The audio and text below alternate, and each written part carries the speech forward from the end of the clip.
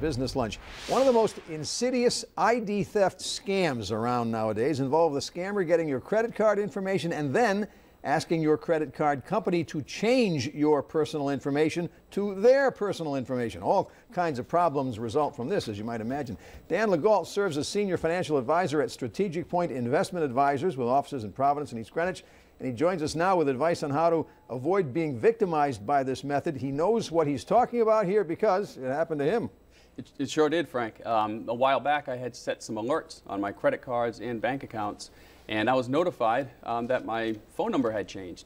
So I immediately contacted the credit card company, which is something they say you should do. And sure enough, my number had been changed to a Florida number. What they say, the first step in a fraud process. I suppose there's no way to find out who did that. Could be one of the people involved in one of those hacking incidents at the big department stores, or maybe a waiter or some cashier somewhere. That's right. I did ask that question. They don't divulge where the information came from, but you're absolutely right. It could be something very local, and it could be something as part of one of the larger incidents that we've read about. Now, this might sound obvious, but once they change the phone number, what can they do? Well, I'm not quite sure what happens at that point, but that's usually a testing point from what I'm told. So they change the phone number, then they may call back and change the address. Now that they have the verification of the phone number on file, it makes it easier for them. And then they can start running up charges, or who knows, create another false identity from that. That's correct. That could be the first step in a much larger problem, which would be your identity being stolen. All right, so some advice to avoid this from happening to any of our friends in the audience. Yep.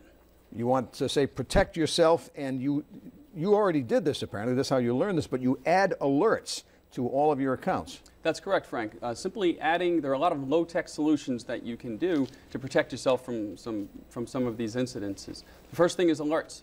Set up address change, phone number change. It's even important to maybe set up a transaction charge amount.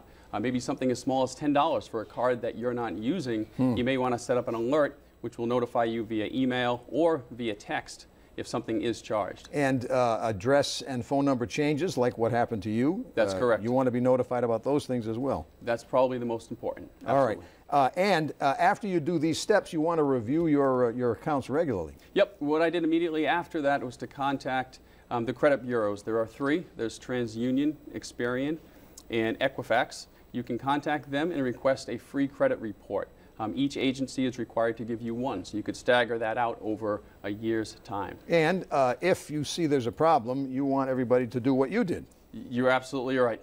Absolutely right. And you want to make sure you monitor your credit as well. You're looking for open credit. And tell the credit card company right away. Don't waste time. Don't think maybe it's going to straighten itself out. That's correct. Dan Legault, thank you for joining us. My pleasure, Frank. From StrategicPoint Investment Advisors. One final